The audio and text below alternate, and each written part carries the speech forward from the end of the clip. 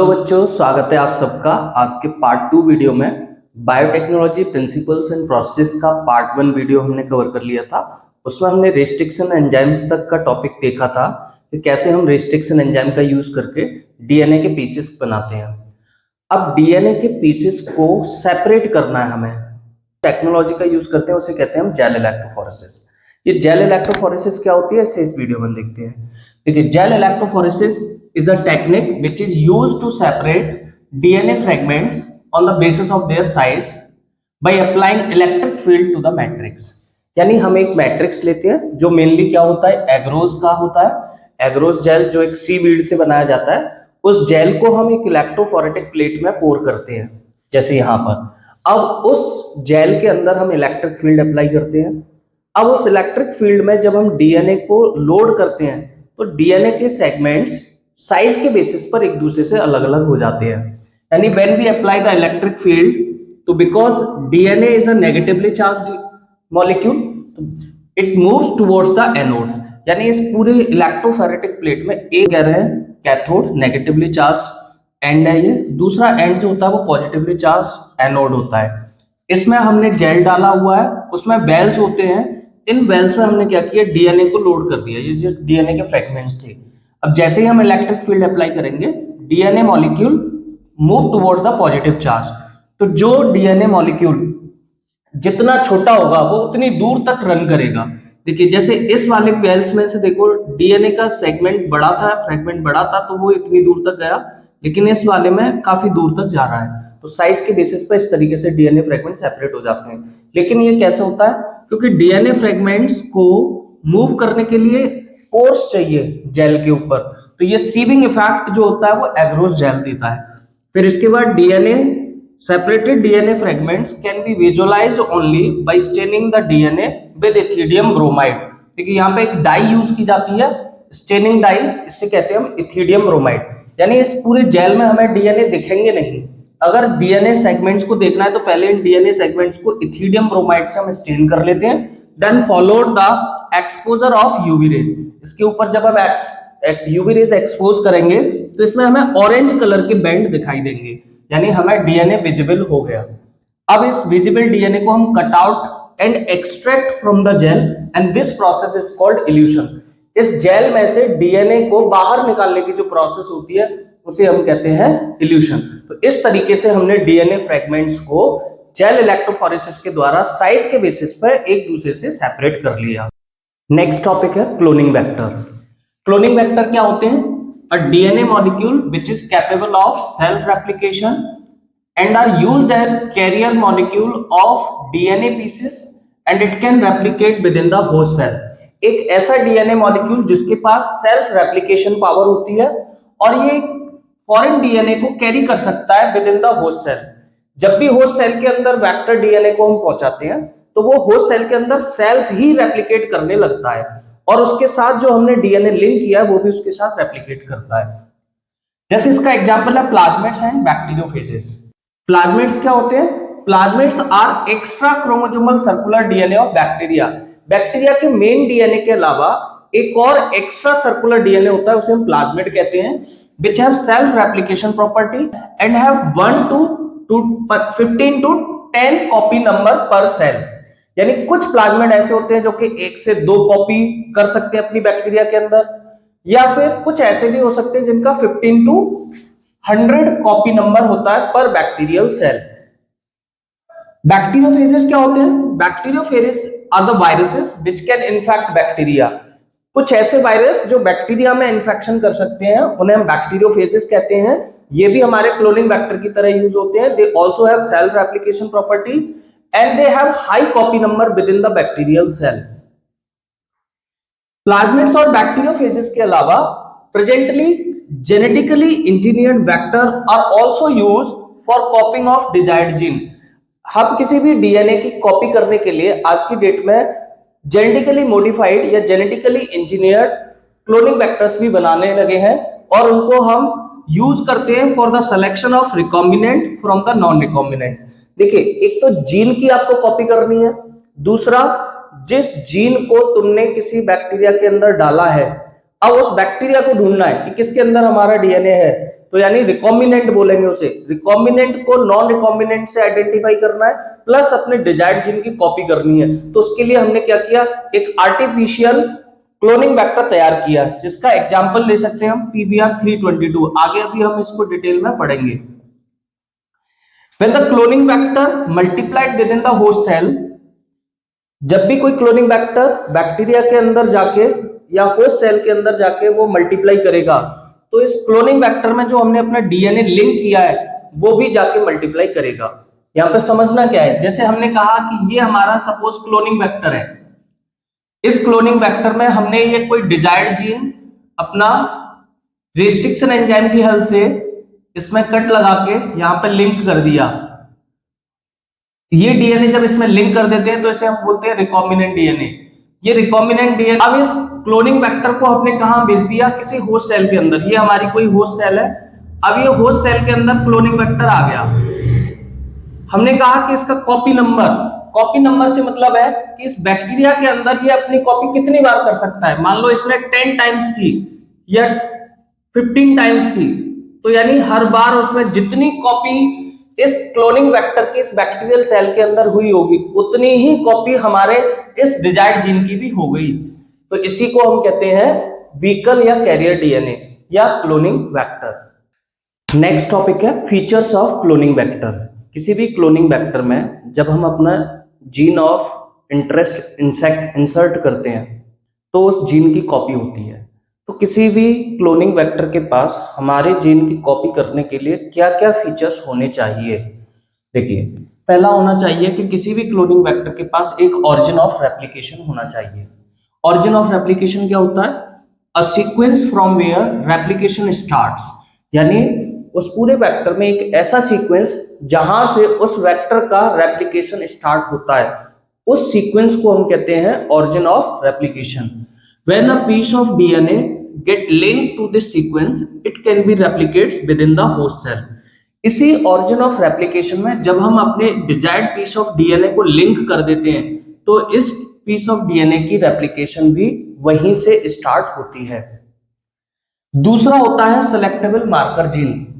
Selectable marker genes mainly antibiotic resistance gene होते हैं किसी भी vector के अंदर। These genes are within cloning vector help us to identify the transformant from non-transformant and eliminate the non-recombinant and permit the growth of recombinants। यहां पे कुछ चीजें समझने की है। यहाँ एक वर्ड आया है कि ट्रांसफॉर्मेंट क्या होता है, नॉन ट्रांसफॉर्मेंट क्या होता है, वो अभी समझेंगे। देखिए फिर से एक बार समझते हैं। The genes which help us to identify the transformant and non transformant. तो ट्रांसफॉर्मेशन और ट्रांसफॉर्म बैक्टीरियल और नॉन ट्रांसफॉर्म बैक्टीरियल सेल को आइडेंटिफाई करने में ये हेल्प करते हैं, इसलिए इनका नाम पड़ा है सेलेक्टेबल मार्कर जीन। अब ये ट्रांसफॉर्मेंट क्या होता है, ट्रांसफॉर्मेशन का मतलब होता है a process of transfer of DNA into the host cell. देखिए यहाँ पे हमारे पास कुछ वेक्टर डीएनए है, मान लो ये हमारे पास एक वेक्टर डीएनए है, ये रिकॉम्बिनेंट वेक्टर है। अब इस वेक्टर डीएनए को अगर हम इस बैक्टीरियल सेल में ट्रांसफर कर दें तो ये सेल बोली जाएगी ट्रांसफॉर्म्ड बैक्टीरियल सेल, या इस प्रोसेस को कहेंगे ट्रांसफॉर्मेशन। यानी the transfer of foreign DNA into the host cell is called transformation. यानी जब किसी फॉरेन डीएनए को किसी बैक्टीरियल सेल में अगर हम इंसर्ट कर दें या ट्रांसफर कर दें तो ऐसी सेल को हम क्या कहेंगे, ट्रांसफॉर्म्ड सेल। लेकिन अगर कोई बैक्टीरियल सेल में कोई वेक्टर डीएनए तुम्हारा ट्रांसफर ही नहीं हुआ है तो ऐसी सेल को हम क्या कहेंगे, नॉन ट्रांसफॉर्म सेल। यहाँ पे देखिए 3 सेल है, इन 3 सेल में से ये 2 सेल हमें दिख रही हैं जहां पर ये वेक्टर डीएनए बैक्टीरियल सेल के अंदर एंटर कर गया है, ये वाला भी एंटर कर गया है। तो इन दोनों सेल्स को हम क्या कहेंगे, इन दोनों बैक्टीरियल सेल्स को, ये ट्रांसफॉर्म्ड सेल है। लेकिन इस वाले केस में ये वाला जो वेक्टर है ये इस बैक्टीरियल सेल के अंदर एंटर नहीं कर पाया, तो इस बैक्टीरियल सेल को क्या कहेंगे हम, नॉन ट्रांसफॉर्म सेल। अब इन दोनों में से हम पता कैसे करेंगे कि कैसे कौन सी ट्रांसफॉर्म्ड है कौन सी नॉन ट्रांसफॉर्म्ड है, तो इसमें हेल्प करते हैं हमारे मार्कर जीन। यानी मार्कर जीन आपका हेल्प करेंगे सिलेक्शन में in the transformed and non transform, इसलिए इन जीन को क्या कहा गया है, सेलेक्टेबल मार्कर जीन। इसमें मेनली एंटीबायोटिक कौन से यूज होते हैं, कौन से एंटीबायोटिक रेजिस्टेंस जीन्स होते हैं, ampicillin resistance and tetracycline resistance. इस वेक्टर में सेलेक्टेबल मार्कर जीन्स तो होंगे। यहां पे मान लो यहां से ये जीन है एक एंटीबायोटिक रेजिस्टेंस जीन जिसका नाम है एम्फिसिलिन रेजिस्टेंस, और इस वेक्टर में ये दूसरा जीन है, इसका नाम है टेट्रासाइक्लिन रेजिस्टेंस। तो दो एंटीबायोटिक रेजिस्टेंस जीन है इसमें, लेकिन इसमें कोई डिजायर्ड पीस ऑफ डीएनए नहीं है, यानी ये रिकॉम्बिनेंट डीएनए नहीं है। तो इस नॉन रिकॉम्बिनेंट वेक्टर को अगर हम इस बैक्टीरियल सेल में ट्रांसफर कर दे तो ये बैक्टीरियल सेल ट्रांसफॉर्म तो हो गई, लेकिन इसे क्या बोलेंगे हम? Non recombinant bacterial cell. देखिए यहां पर देखिए ये जो डीएनए है, ये जो वेक्टर डीएनए है, ये रिकॉम्बिनेंट डीएनए है, क्योंकि इसमें हमारा ये डिजायर्ड पीस ऑफ जीन इसमें लिंक हो चुका है, तो ये रिकॉम्बिनेंट डीएनए बन गया। जब रिकॉम्बिनेंट डीएनए बैक्टीरियल सेल के अंदर ट्रांसफर हो रहा है तो इसे रिकॉम्बिनेंट होस्ट सेल या रिकॉम्बिनेंट बैक्टीरियल सेल कहेंगे। तो जो ट्रांसफॉर्म्ड सेल होती हैं वो नॉन रिकॉम्बिनेंट या रिकॉम्बिनेंट हो सकती हैं, यानी जिसके अंदर नॉन रिकॉम्बिनेंट वेक्टर है उस सेल को हम कहेंगे नॉन रिकॉम्बिनेंट सेल, और जिसके अंदर हमारा आरडीएनए वाला वेक्टर है उस सेल को हम कहेंगे recombinant cell. Next third feature है क्लोनिंग साइट। क्लोनिंग साइट को हम रिकॉग्निशन साइट भी कहते हैं। These are specific sites or sequence where a specific restriction enzyme cut the vector DNA। किसी भी वेक्टर डीएनए में रिस्ट्रिक्शन एंजाइम के जो रिकॉग्निशन सीक्वेंसेस होते हैं जहां पर वो रिस्ट्रिक्शन एंजाइम कट लगाता है, उन सीक्वेंसेस को या उस पॉइंट को हम क्या कह देते हैं? Cloning site. A foreign DNA can be ligate at one of the recognition site of restriction enzyme in cloning vector. देखिए किसी भी क्लोनिंग वेक्टर में सपोज यहां पर ये रिस्ट्रिक्शन एंजाइम की कटिंग साइट है, तो हम बोलेंगे इसकी क्लोनिंग साइट। अब यहां पे कट लगेगा तो हमारा जो फॉरेन डीएनए है, फॉरेन डीएनए सपोज ये हमारे पास डीएनए, हम इसको यहाँ पर लाइगेट करना चाहते हैं, तो लाइगेट कहां करेंगे? जहां पर रिस्ट्रिक्शन एंजाइम कट लगा रहा है, तो क्लोनिंग साइट पर ही कट लगा रहा है, तो ये जो हमारा एंजाइम, ये जो फॉरेन डीएनए, ये यहाँ पे हमारा लाइगेट हो जाएगा। A vector should have only one cloning site for one enzyme. एक रिस्ट्रिक्शन एंजाइम की एक ही क्लोनिंग साइट होनी चाहिए एक वेक्टर के ऊपर, otherwise more than one cloning site convert the vector into pieces. एक से ज्यादा अगर क्लोनिंग साइट होंगी तो उसके बहुत सारे फ्रेगमेंट्स बन जाएंगे which create complications in the cloning of gene, और उससे क्लोनिंग नहीं हो पाएगी। इस तरीके से किसी भी वेक्टर के पास तीन इंपॉर्टेंट फीचर्स हैं। एक, उसके पास ऑरिजिन ऑफ रेप्लिकेशन होना चाहिए, जहां से उसका रेप्लिकेशन स्टार्ट होगा। दूसरा, सेलेक्टेबल मार्कर जीन्स होने चाहिए जो हमें सिलेक्शन करने में हेल्प करेंगे between transformant and non transformant. तीसरा, वेक्टर के पास एक क्लोनिंग साइट होनी चाहिए जहां पर रिस्ट्रिक्शन एंजाइम कट लगाएंगे और हमारा फॉरेन डीएनए लिंक होगा। तीन फीचर्स होते हैं। नेक्स्ट हम PBR 322 के बारे में सीखते हैं। देखिए ये एक आर्टिफिशियल क्लोनिंग वेक्टर है। इसके अंदर हमने देखिए दो एंटीबायोटिक रेजिस्टेंस जीन लिए हैं, एक टेट्रासाइक्लिन रेजिस्टेंस जीन है, एक एम्फिसिलिन रेजिस्टेंस जीन है। ये दोनों रेजिस्टेंस जीन्स के अलावा इसमें एक रोप जीन होता है जिसका काम होता है डीएनए रेप्लिकेशन में हेल्प करना, यानी rop gene is coded for proteins which involved in DNA replication.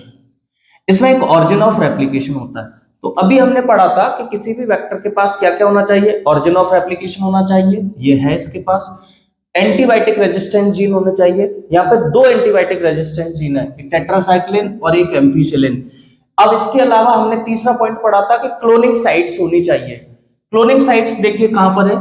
Antibiotic resistance gene में, टेट्रासाइक्लिन में BAM-H1 रिस्ट्रिक्शन एंजाइम की एक क्लोनिंग साइट है, यानी इसका मतलब ये हुआ इस PBR 322 पर अगर हम BAM-H1 डालें तो ये एंजाइम यहां पर कट लगाएगा, ठीक? यानी पूरे वेक्टर में BAM-H1 की केवल एक ही क्लोनिंग साइट है। इधर देखिए एम्फिसिलिन रेजिस्टेंस जीन में PBU1 रिस्ट्रिक्शन एंजाइम की कटिंग साइट है, PST1 की कटिंग साइट है, लेकिन PST1 की एक ही पूरे वेक्टर डीएनए में एक ही कटिंग साइट है, PBU1 की भी एक ही। यानी किसी भी रिस्ट्रिक्शन एंजाइम की जो कटिंग साइट होनी चाहिए वो मैक्सिमम कितनी होनी चाहिए? 1। एक से ज्यादा होगी तो उसके कई सारे टुकड़े हो जाएंगे, तो फिर वो वेक्टर हमारे काम का नहीं रहेगा। तो यहाँ पे तीनों प्रॉपर्टीज हमने देख ली, origin of replication, selectable marker gene और क्लोनिंग साइट्स। लेकिन इस वेक्टर डीएनए से एक सबसे इंपॉर्टेंट टॉपिक जो हमें बहुत कंफ्यूज करता है वो होता है कि selection of recombinant from non recombinant. यानी ये जो सेलेक्टेबल मार्कर जीन है, एंटीबायोटिक रेजिस्टेंट जीन, जिनको आपने सेलेक्टेबल मार्कर कहा था, तो यहाँ पे अब उस मीनिंग को हमें समझना होगा कि इनको सेलेक्टेबल मार्कर क्यों कह रहे हैं, यानी how they can help us in the selection of recombinant and non recombinant. तो देखिए, recombinant can be selected out from non recombinant with the help of antibiotic resistance gene. कैसे? अब देखो, इसको पूरा अच्छे से समझते हैं। मान लो यहां पे हमारे पास ये एक वेक्टर डीएनए PBR322 है, जिसमें दो एंटीबायोटिक रेजिस्टेंस जीन है। एक हमने अभी पढ़ा, ये मान लेते हैं हमारा कौन सा है, ये कौन सा जीन है, टेट्रासाइक्लिन रेजिस्टेंस जीन है, ठीक है। और एक हमारा दूसरा एंटीबायोटिक रेजिस्टेंस जीन है इसमें एम्फीसिलिन, तो ये इसमें एक एम्फीसिलिन रेजिस्टेंस जीन है, ये PBR322 है। इसमें हमारे पास सपोज एक डिजायर्ड जीन है, ये हमारा, ये कोई हमारे पास डिजायर्ड जीन है। रिस्ट्रिक्शन एंजाइम की हेल्प से हमने क्या किया, इसको इसमें लिंक कर दिया, यानी इस डीएनए को इसमें लिंक कर दिया। इसको लिंक करने के लिए हमने क्या किया, यहाँ पे कोई रिस्ट्रिक्शन एंजाइम यूज किया। रिस्ट्रिक्शन एंजाइम मान लो कौन सा है, यहाँ पे सपोज हमारे पास रिस्ट्रिक्शन एंजाइम है BAM-H1। अब जैसे ही BAM-H1 रिस्ट्रिक्शन एंजाइम तुम यहाँ डालोगे तो इसमें यहाँ कट लग जाएगा, यानी ये डीएनए के यहाँ से पीस हो जाएंगे, यहाँ से ये कट लग गया रिस्ट्रिक्शन एंजाइम की वजह से। अब जैसे ही रिस्ट्रिक्शन एंजाइम की वजह से यहाँ कट लगा, हमने इस डीएनए को यहाँ पे लिंक कर दिया अपने डिजायर्ड डीएनए को लाइगेज एंजाइम की हेल्प से, ठीक है। टेट्रासाइक्लिन के बीच में आपने अपना एक डिजायर्ड जीन लिंक कर दिया, तो इसकी वजह से क्या हुआ कि ये जो टेट्रासाइक्लिन रेजिस्टेंट जीन था ये अब इनएक्टिवेट हो गया due to insertion of this gene. तो इस प्रोसेस को कहते हैं बेटा इंसर्शनल इनएक्टिवेशन। क्या आप लोगों के समझ में आ रहा है?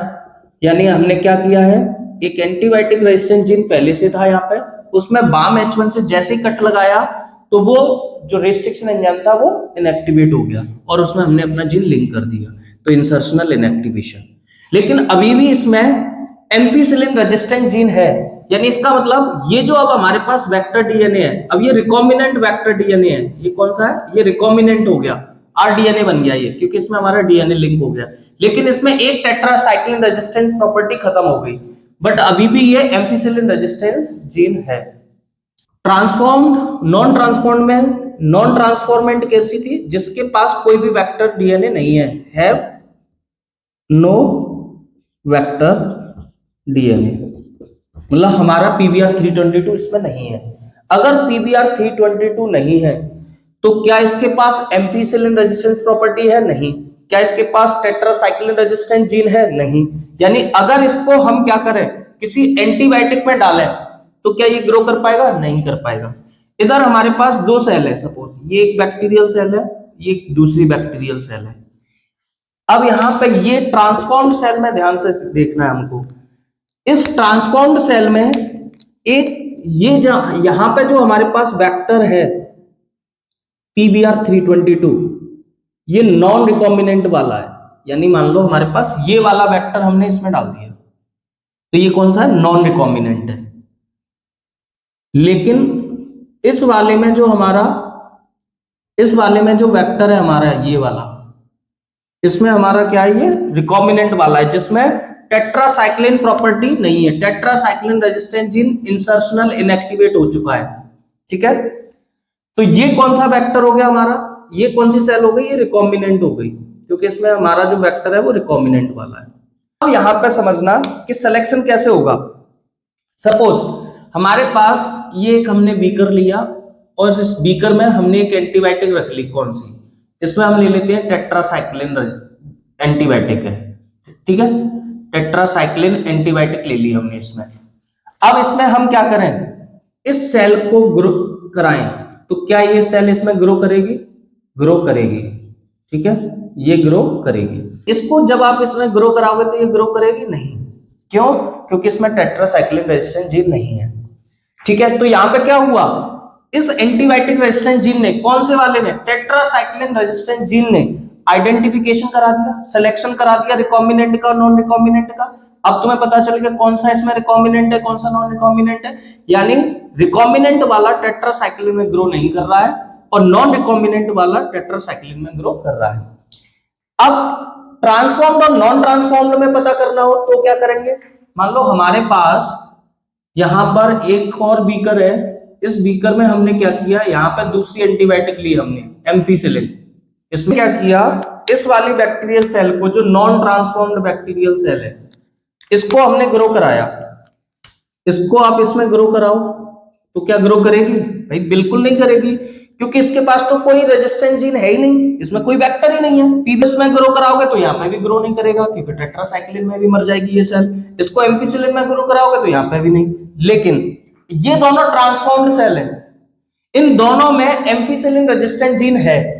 इसमें यहाँ पे एम्फीसिलिन रेजिस्टेंट जीन है क्योंकि वो तो इनएक्टिवेट नहीं हुआ, इसमें भी एम्फीसिलिन रेजिस्टेंट जीन है। इन ट्रांसफॉर्मेंट सेल में से किसी को भी इसमें ग्रो कराओगे तो ये ग्रो करेंगे, ये भी ग्रो करेगी और ये भी ग्रो करेगी। अब मैं यहाँ पे तुम्हें समझाना क्या चाह रहा हूँ, मैं समझाना चाह रहा हूँ कि हमारे पास दो एंटीबायोटिक रेजिस्टेंट जीन थे, एक टेट्रासाइक्लिन, एक एम्फीसिलिन। इन दोनों में से दोनों सिलेक्शन में हेल्प कर रहे हैं, दोनों का सिलेक्शन में रोल है। कैसे? जो एम्फीसिलिन रेजिस्टेंस जीन है वो हमें सिलेक्शन में हेल्प कर रहा है ट्रांसफॉर्म्ड और नॉन ट्रांसफॉर्म्ड में। कौन सी सेल ट्रांसफॉर्म्ड है, कौन सी नहीं है, ये हमें एम्फीसिलिन से पता चल रहा है। जैसे ये सेल नॉन ट्रांसफॉर्म नहीं है, ये हमें किसने बताया? एम्फीसिलिन ने। ये दोनों सेल ट्रांसफॉर्म्ड है, ये किसने बताया? एम्फीसिलिन ने। तो एक एंटीबायोटिक यानी एम्फीसिलिन वाला वो हमें ट्रांसफॉर्म और नॉन ट्रांसफॉर्म में सिलेक्शन करवा रहा है। वहीं टेट्रासाइक्लिन हमें किसमें सिलेक्शन करवा रहा है? दोनों ट्रांसफॉर्म सेल के बीच में कौन सी सेल रिकॉम्बिनेंट है, कौन सी नॉन रिकॉम्बिनेंट है, ये पता चल रहा है हमें टेट्रासाइक्लिन से। नेक्स्ट है हमारा इंसर्शनल इनएक्टिवेशन। ये एक ऑल्टरनेटिव मेथड था selection of recombinant and non recombinant other than the antibiotic resistance genes. इस प्रोसीजर में हम क्या करते हैं, देखिए हमारे पास एक बीटा गैलेक्टोसिडेज बनाने वाला एक एंजाइम होता है। ये बीटा गैलेक्टोसिडेज एंजाइम क्या करता है? जनरली जब भी बीटा गैलेक्टोसिडेज एंजाइम को हम किसी क्रोमोजेनिक सबस्ट्रेट से रिएक्ट कराते हैं तो इट गिव्स ब्लू कलर। तो when r DNA is inserted into the sequence of beta galactosidase enzyme, अब वो एंजाइम किसी जीन से बन रहा था बीटा गैलेक्टोसिडेज एंजाइम, उस जीन में आपने क्या किया, बीच में अपना एक आरडीएनए इंसर्ट कर दिया। तो जैसे ही आप आरडीएनए इंसर्ट करेंगे this gene become inactivate due to this insertion. आपके आरडीएनए डालने की वजह से क्या हुआ, वो जीन था इनएक्टिवेट हो गया। जो रिकॉम्बिनेंट है, रिकॉम्बिनेंट किसे कहेंगे? वो जिनमें जीन इनएक्टिव हो गया है, क्योंकि आरडीएनए डाल दिया आपने अपना डीएनए उसमें जीन के अंदर इंसर्ट कर दिया, तो they become recombinant and these recombinant do not produce any colour due to insertional inactivation. जो रिकॉम्बिनेंट होते हैं वो कलर प्रोड्यूस नहीं करेंगे, लेकिन जिनमें आपका डीएनए इंसर्ट नहीं हुआ है तो उन्हें कहेंगे हम non recombinant and they will produce blue colour. तो यहाँ पे रिकॉम्बिनेंट और नॉन रिकॉम्बिनेंट की पहचान आसानी से हो गई। जो प्रोड्यूस करेंगे उन्हें कहेंगे हम नॉन रिकॉम्बिनेंट, जो कलर प्रोड्यूस नहीं करेंगे उन्हें कहेंगे हम रिकॉम्बिनेंट। तो इंसर्शनल इनएक्टिवेशन भी हो गया। नेक्स्ट है vectors for cloning genes in plant and animals. Plants और एनिमल्स में जीन्स को क्लोन करने के लिए कौन से वेक्टर्स यूज करते हैं? देखिए एग्रोबैक्टीरियम ट्यूमिफेशियन, ये एक पैथोजन है, it cause tumour in many dicot plant. Dicot plants में ट्यूमर कॉज करने वाला एक पैथोजन है जिसका नाम है एग्रोबैक्टीरियम ट्यूमिफेशियन। ये कैसे ट्यूमर कॉज करता है प्लांट्स में? It transfer a piece of T DNA, इसके पास एक टीडीएनए होता है, इसको ये प्लांट सेल में ट्रांसफर कर देता है एंड कॉज ट्यूमर, और उससे ट्यूमर हो जाता है प्लांट्स को। ये जो ट्यूमर सेल्स होती हैं they produce chemicals required by pathogen. अब यही ट्यूमर सेल्स प्लांट्स के अंदर ऐसे केमिकल्स प्रोड्यूस करती हैं जिससे वो ट्यूमर और ग्रो करता है और वो पैथोजन और ग्रो करेगा। ठीक, इस एग्रोबैक्टीरियम ट्यूमिफेशियन के अंदर ये जो ट्यूमर इंड्यूसिंग प्लाज्मिड है हमने इसको बाहर निकाला और इसको हमने मॉडिफाई कर दिया into cloning vector which does not cause tumour. यानी हमने इसके टीआई प्लाज्मिड में इंसर्शनल इनएक्टिवेशन कर दिया, यानी उसकी ट्यूमर इंड्यूसिंग प्रॉपर्टी को खत्म कर दिया।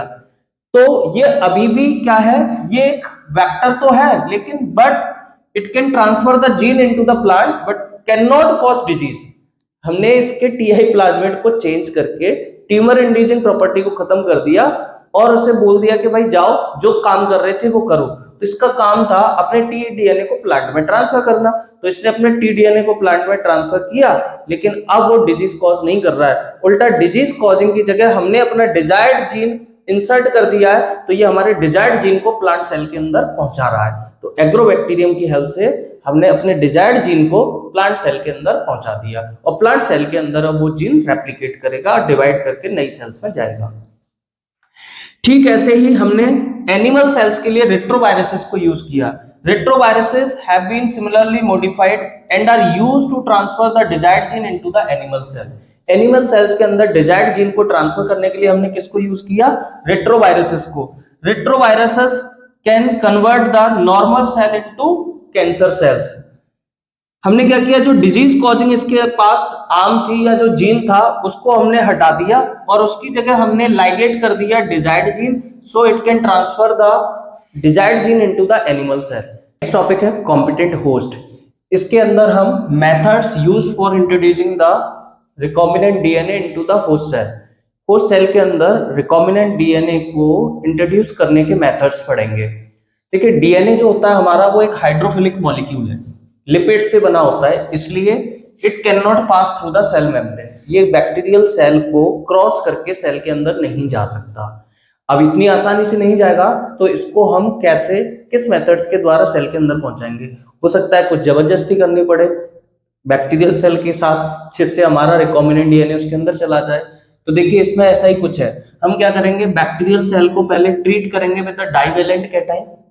एक डाइवेलेंट कैटाइन लिया हमने जैसे कैल्शियम आयन, उससे बैक्टीरियल सेल को ट्रीट किया। It increase the efficiency by which the DNA enter the host cell incubate with the recombinant DNA on ice.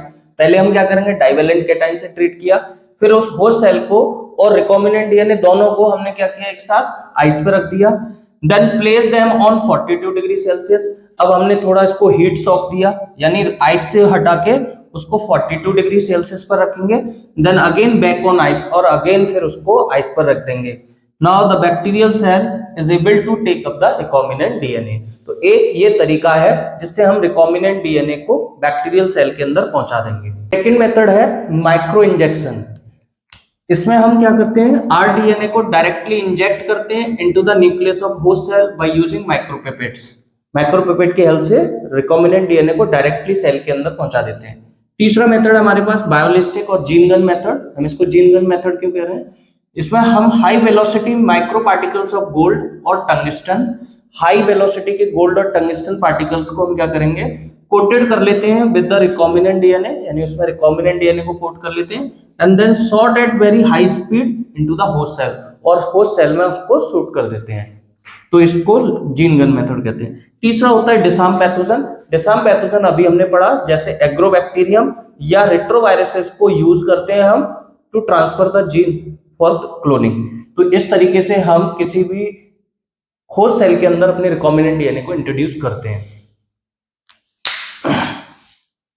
Second method है माइक्रो इंजेक्शन। इसमें हम क्या करते हैं, आरडीएनए को डायरेक्टली इंजेक्ट करते हैं into the nucleus of host cell by using micropipettes. Micropipette की हेल्प से रिकॉम्बिनेंट डीएनए को डायरेक्टली सेल के अंदर पहुंचा देते हैं।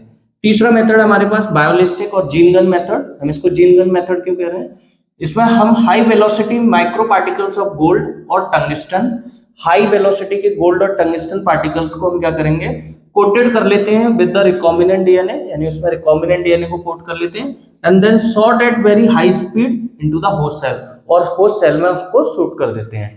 तो इसको जीन गन मेथड कहते हैं। तीसरा होता है डिसार्म पैथोजन। डिसार्म पैथोजन अभी हमने पढ़ा, जैसे एग्रोबैक्टीरियम या रेट्रोवायरसेस को यूज करते हैं हम to transfer the gene for cloning. Next topic है process of recombinant DNA technology. इसके अंदर देखिए कई सारी स्टेप्स इन्वॉल्व होती हैं। पहला स्टेप है इसमें आइसोलेशन ऑफ डीएनए। सबसे पहले हम सेल के अंदर से डीएनए को आइसोलेट करते हैं, फिर उस डीएनए को कट करते हैं by restriction enzyme into pieces. अब उनमें से हम क्या करेंगे, जो भी हमारा जीन ऑफ इंटरेस्ट होगा उसका हम कॉपी कर लेंगे, यानी एम्प्लीफिकेशन कर लेंगे बाय यूजिंग पीसीआर मेथड। फिर हम क्या करेंगे, उस जीन ऑफ इंटरेस्ट को वेक्टर से लाइगेट करते थे और रिकॉम्बिनेंट डीएनए बनाते थे। अब उस रिकॉम्बिनेंट डीएनए को इंसर्ट करेंगे इनटू द होस्ट सेल, यानी उसे ट्रांसफर कर देंगे होस्ट सेल में। देन उस होस्ट सेल से हम जो भी प्रोडक्ट ऑब्टेन होगा उसको ले लेंगे और फिर उस प्रोडक्ट की हम क्या करेंगे, डाउनस्ट्रीम प्रोसेसिंग। तो रिकॉम्बिनेंट डीएनए टेक्नोलॉजी में ये सारे स्टेप्स यूज होते हैं। फिर इसके बाद हमें इन सारे स्टेप्स को एक एक करके समझना है। पहला स्टेप है आइसोलेशन ऑफ डीएनए, यानी कैसे हम डीएनए को आइसोलेट करते हैं किसी भी सेल के अंदर से। तो ये हमें पता है कि जो सेल होती है उसके अंदर न्यूक्लियस होता है और न्यूक्लियस के अंदर हमारा क्या होता है, डीएनए होता है। अगर कोई सेल प्रोकैरियोटिक सेल है तो फिर भी सेल के अंदर साइटोप्लाज्म में डीएनए पड़ा रहता है। तो सबसे पहले हमें डीएनए को आइसोलेट करना है, तो क्या करना पड़ेगा, उस सेल मेम्ब्रेन या सेल वॉल को ब्रेक करना पड़ेगा। तो first digest the cell membrane और cell wall by using enzymes. Suppose bacterial cell है हमारे पास, उसका डीएनए हमें निकालना है, तो पहले इस बैक्टीरियल सेल को लाइसोजाइम एंजाइम से ट्रीट करेंगे। ये लाइसोजाइम क्या करेगा, इस बैक्टीरियल सेल वॉल को तोड़ देगा।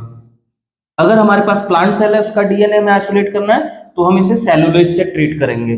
फंगल सेल है तो हम इसे काइटिनेज से ट्रीट करेंगे। अब सेल मेम्ब्रेन ब्रेक हो गई सपोज, तो उसका साइटोप्लाज्म बाहर आ गया, लेकिन साइटोप्लाज्म में अभी क्या होगा, हो सकता है उसमें डीएनए के अलावा उसमें आरएनए हो, आरएनए के साथ साथ उसमें प्रोटीन हो, ये कई सारे मॉलिक्यूल हो सकते हैं। तो हमें तो क्या चाहिए, उसमें से सिर्फ डीएनए आइसोलेट करना है। तो हम क्या करेंगे, आरएनएज एंजाइम डालेंगे, आरएनए को डाइजेस्ट कर देंगे। फिर प्रोटीएज एंजाइम डालेंगे, प्रोटीन को डाइजेस्ट कर देंगे। अब उसमें क्या बचा होगा, केवल डीएनए बचा होगा। अब हम क्या करेंगे, इसमें चिल्ड इथेनॉल डाल देते हैं। चिल्ड इथेनॉल का यूज करते हैं तो डीएनए क्या करता है, प्रेसिपिटेट हो जाता है और वो हमें थ्रेड की फॉर्म में आइसोलेट हो जाता है। आइसोलेशन ऑफ डीएनए के बाद दूसरा टॉपिक है हमारा cutting of DNA into pieces. तो यहां हमने ये पढ़ लिया है, रिस्ट्रिक्शन एंजाइम को हम यूज करते थे to cut the DNA into pieces. Restriction enzyme का अपना एक रिकॉग्निशन सीक्वेंस होता था, वो डीएनए को उस रिकॉग्निशन सीक्वेंस पे कट लगाता था और डीएनए के पीस हो जाते थे। फिर हम उसका क्या करेंगे, एम्प्लीफिकेशन, यानी उसकी कॉपी करेंगे उस जीन की, और फिर उसके लिए हमें यूज करना है PCR, polymerase chain reaction. PCR के द्वारा हम किसी भी जीन का एम्प्लीफिकेशन करते हैं, उसकी कॉपी करते हैं। पीसीआर में किस चीज की रिक्वायरमेंट पड़ेगी हमें, एक तो डीएनए टेम्पलेट की, दूसरा एक प्राइमर की। प्राइमर क्या होता है, ये एक शॉर्ट न्यूक्लियोटाइड सीक्वेंस है जिसे हम पहले से ही बना के रखते हैं। इसमें 8 से 10 न्यूक्लियोटाइड सीक्वेंस होते हैं। डीएनए पॉलीमरेज क्या होता है, डीएनए पॉलीमरेज एक एंजाइम है जो कि पॉलीमराइजेशन करता है, न्यूक्लियोटाइड्स को ऐड करता है। लेकिन यहाँ पर पीसीआर में स्पेशली हम एक अलग टाइप का पॉलीमरेज एंजाइम यूज करते हैं जिसका नाम है टैक पॉलीमरेज। ये टैक पॉलीमरेज कैसे बना, थर्मस एक्वेटिकस नाम के बैक्टीरिया से इसको आइसोलेट किया गया। थर्मस से टी ले लिया हमने और एक्वेटिकस से एक्यू। तो थर्मस एक्वेटिकस बैक्टीरिया ये क्या है, हाईली हीट रेजिस्टेंस बैक्टीरिया है, ये हीट में भी सर्वाइव कर सकता है। तो इसके अंदर से ये जो एंजाइम मिला हमें, ये एंजाइम भी कैसा था, हीट स्टेबल एंजाइम था। तो अब देखिए पीसीआर के कई स्टेप्स होते हैं। पहला स्टेप है डीनेचुरेशन। डीनेचुरेशन में हम क्या करते हैं, heating of DNA at high temperature to separate both the strands. DNA के दोनों स्ट्रैंड्स को हम हाई टेम्परेचर पर सेपरेट कर देते हैं। अब देखिए यहाँ पे हाई टेम्परेचर आ गया, तो हाई टेम्परेचर है इसलिए हमें कैसे एंजाइम की जरूरत पड़ेगी, जो हीट पे भी काम कर सके, हाई टेम्परेचर पे भी काम कर सके। इसलिए हमने heat stable enzyme Taq polymerase use किया है, न कि डीएनए पॉलीमरेज। दूसरा स्टेप होता है यहाँ पे एनिलिंग। एनिलिंग में हम क्या करते हैं, यहाँ टेम्परेचर थोड़ा स्लो डाउन होगा, देन हम 2 प्राइमर्स ऐड कर देंगे at the complementary site of 3 prime end, यानी इस डीएनए का जहां 3 प्राइम एंड है उसके अपोजिट एंड पर हम प्राइमर ऐड करेंगे। ऐसे ही दूसरे स्ट्रैंड पर 3 प्राइम के अपोजिट हमने एक प्राइमर ऐड कर दिया, 2 प्राइमर हमने दोनों स्ट्रैंड्स के अपोजिट ऐड कर दिए। अगला स्टेप होता है एक्सटेंशन। एक्सटेंशन में क्या होगा, Taq polymerase enzyme help in extension of primer by adding the nucleotide. अब ये टैक पॉलीमरेज क्या करेगा, इनके कॉम्प्लीमेंट्री न्यूक्लियोटाइड इस प्राइमर में ऐड करता जाएगा और इस तरीके से प्राइमर पॉलीमराइज होता हुआ पूरा सिंथेसाइज कर देगा एक डीएनए स्ट्रैंड्स। तो इस तरीके से एक डीएनए से 2 डीएनए बन जाएंगे। अब देखिए इसको चेन रिएक्शन क्यों कहा गया है, क्योंकि अब ये जो 2 डीएनए बने हैं अब अगेन ये फिर से हाई टेम्परेचर पर जाएंगे, फिर से ये सेपरेट होंगे, फिर इन स्ट्रैंड से फिर एक नया डीएनए बनेगा और लगातार ऐसे ही बनते रहेंगे, हर डीएनए से डीएनए बनता रहेगा। तो ऐसे अगर लगभग 30 साइकिल अगर ये कंटिन्यू चलती है तो more than 1 billion copies are amplified, यहाँ पे 1 बिलियन से ज्यादा कॉपी बन जाएंगी। नेक्स्ट टॉपिक है obtaining of foreign gene product. देखिए, the main purpose of recombinant DNA technology is to produce desirable protein. किसी भी रिकॉम्बिनेंट डीएनए टेक्नोलॉजी का जो मेन ऑब्जेक्टिव होता है वो क्या है, डिजायरेबल प्रोटीन प्रोड्यूस करना। इसमें हम क्या करेंगे, the recombinant gene express in a heterologous host, जिस होस्ट के अंदर हमारा रिकॉम्बिनेंट प्रोटीन बनता है उस होस्ट को हम कहते हैं हेट्रोलोगस होस्ट, और उससे बनने वाली प्रोटीन को कहते हैं हम recombinant protein. The cells which have cloned gene of interest, यानी वो सेल्स जिनमें हमारा जीन ऑफ इंटरेस्ट है, can be grown in small scale as well as in large scale. किसी भी यानी स्मॉल स्केल में से हम लैब में ग्रो कराते हैं और लार्ज स्केल के लिए हमें बायोरिएक्टर्स की जरूरत पड़ती है। तो इंडस्ट्रीज में जो हम प्रोडक्ट बनाते हैं वो लार्ज स्केल पे बनाते हैं और उसके लिए हमें बड़े बड़े स्टेनलेस स्टील के बायोरिएक्टर्स की जरूरत पड़ती है। Cells are grown in a continuous culture system. ये कंटिन्यूअस कल्चर सिस्टम क्या होता है, यानी एक ऐसा सिस्टम जिसमें used medium is drained out, एक तरफ से हम यूज्ड मीडियम को बाहर निकाल लेते हैं, and the fresh medium is added from other side. Bioreactors are large vessels in which raw materials are converted into products biologically। यानी बायोरिएक्टर्स में हम क्या करते हैं, जो भी रॉ मटेरियल डालते हैं वो धीरे धीरे उससे क्या बन जाता है, प्रोडक्ट्स बन जाता है biologically. These are used to produce large quantity of product. Bioreactors का यूज हम बड़े स्केल के लिए करते हैं। It provide optimum growth conditions like temperature, pH, oxygen. These are of two types, दो टाइप के होते हैं हमारे बायोरिएक्टर्स, एक सिंपल स्टार्ड टैंक बायोरिएक्टर और स्पार्ज स्टार्ड टैंक बायोरिएक्टर्स। पहला है सिंपल स्टार्ड टैंक बायोरिएक्टर। ये इस टाइप के होते हैं, इसमें देखिए इनका जो बेस होता है वो कर्व होता है। These are cylindrical vessels with curved base which facilitate the mixing of content. यानी ये जो बेस इनका कर्व है ये क्या करता है, कंटेंट की मिक्सिंग को फैसिलिटेट प्रमोट करता है। It also facilitate mixing of oxygen availability, ये ऑक्सीजन अवेलेबिलिटी को भी काफी फैसिलिटेट कर देता है। इट हैज एजिटेटर सिस्टम, इसमें ये ब्लेड्स लगे होते हैं, ये कंटेंट को मिक्स करने में हेल्प करते हैं। ऑक्सीजन डिलीवरी सिस्टम है, इसमें फोम कंट्रोलिंग सिस्टम भी लगे हुए हैं, टेम्परेचर और पीएच कंट्रोल सिस्टम। यानी इसमें सारी ऑप्टिमम कंडीशंस जो भी प्रोडक्ट्स को ऑब्टेन करने के लिए चाहिए वो सारी अवेलेबल होती हैं। इसमें एक सैंपलिंग पोर्ट होता है जिससे हम क्या करते हैं, बीच बीच में स्मॉल वॉल्यूम में कल्चर मीडियम को विड्रॉन कर लेते हैं चेक करने के लिए कि प्रोडक्ट कैसा। दूसरे बायोरिएक्टर होते हैं हमारे स्पार्ज स्टार्ड टैंक बायोरिएक्टर। देखिए इसमें क्या होता है कि in these types of bioreactors the surface area of the culture medium is increased by bubbling the air into system. यानी इस कल्चर मीडियम में जो सरफेस एरिया है वो कैसे इंक्रीज होता है, by bubbling the air into system, यानी यहाँ पे बबलिंग होती है एयर की। तो इस तरीके से ये दो टाइप के बायोरिएक्टर्स हम यूज करते हैं to obtain the foreign gene product. Next topic है डाउनस्ट्रीम प्रोसेसिंग। इसके अंदर देखिए क्या होता है, once the biosynthetic phase is complete, जैसे ही एक बार प्रोडक्ट हमारा बन गया, the product is subjected through the series of processes. अब उस प्रोडक्ट को हम कई प्रोसेसेस की सीरीज से गुजारते हैं and then it is ready to market, then उसको हम मार्केट में ले जाते हैं। अब कौन कौन सी स्टेप्स आती हैं, कौन कौन सी प्रोसेस होती है इसमें, the process include separation, purification and concentration of products are collectively called as downstream processing. Downstream processing के बाद हम क्या करते हैं, उसमें सुटेबल प्रिजर्वेटिव्स मिलाते हैं और देन उसकी स्ट्रिक्ट क्वालिटी कंट्रोल टेस्टिंग की जाती है। क्वालिटी कंट्रोल टेस्टिंग के बाद ही किसी प्रोडक्ट को मार्केट में लॉन्च किया जाता है। तो ये हमारा इस तरीके से चैप्टर कंप्लीट हो जाता है। इस चैप्टर में जो भी आपके डाउट्स हो आप मुझे नीचे कमेंट्स में लिख के बता सकते हैं। अब लास्ट में मैं इसमें आपको कुछ इंपॉर्टेंट क्वेश्चंस बता रहा हूं कि किस तरीके से बोर्ड में क्वेश्चंस पूछे जाते हैं। Beta galactosidase is considered a better selectable marker, justify the statement. हमने पढ़ा था कि सेलेक्टिव मार्कर जीन की हेल्प से हम रिकॉम्बिनेंट नॉन रिकॉम्बिनेंट को पता करते हैं, लेकिन अब वो एक कॉम्बरसम प्रोसीजर हो गया है। अब हम उसकी जगह बीटा गैलेक्टोसिडेज एंजाइम को यूज करते थे, जिसमें हम क्रोमोजेनिक सबस्ट्रेट डालते थे इस एंजाइम में और ब्लू कलर बनता था। लेकिन जैसे ही हम इसमें कोई आरडीएनए इस जीन में इंसर्ट करते थे तो ये जीन इंसर्शनल इनएक्टिवेट हो जाता था, फिर ये ब्लू कलर नहीं दिखता था। तो जो रिकॉम्बिनेंट होते थे वो ब्लू कलर प्रोड्यूस नहीं करते थे, जो नॉन रिकॉम्बिनेंट होते थे वो कलर प्रोड्यूस करते थे। तो इस प्रोसीजर को हमने इंसर्शनल इनएक्टिवेशन कहा था। क्वेश्चन है describe the formation of DNA by action of Eco R one. Eco R one से कैसे हम एक रिकॉम्बिनेंट डीएनए बनाते हैं। तो हमने देखा था कि डीएनए में से जीन ऑफ इंटरेस्ट आइसोलेट करने के लिए हम क्या करते हैं, रिस्ट्रिक्शन एंजाइम से कट लगाते थे तो जीन निकल आता था। फिर एक वेक्टर डीएनए को सेम रिस्ट्रिक्शन एंजाइम से कट लगाते थे, फिर इस जीन को इस वेक्टर से लाइगेट कर देते थे with the help of ligase. इस तरीके से आंसर लिख देंगे। तीसरा क्वेश्चन है describe the process of amplification of gene of interest by PCR. यानी पीसीआर को एक्सप्लेन करना है तीनों स्टेप्स को। वही पहला क्या था, डीनेचुरेशन, दूसरा एनिलिंग, तीसरा एक्सटेंशन, और हम यहाँ पर देखेंगे एंजाइम टैग पॉलीमरेज पर ध्यान रखना है। एक 5 नंबर में लास्ट क्वेश्चन आ सकता है, बड़ा क्वेश्चन है explain the role of following in biotechnology. इसमें आपको रिस्ट्रिक्शन एंजाइम के बारे में इसका क्या रोल है, जेल इलेक्ट्रोफोरेसिस का क्या रोल है, इससे हम डीएनए फ्रेगमेंट्स को सेपरेट करते थे, सिलेक्टिव मार्कर का क्या रोल है, इसको डिटेल में एक्सप्लेन कर दोगे तीनों को। लास्ट है suggest and describe technique to obtain multiple copies of gene of interest, gene in vitro.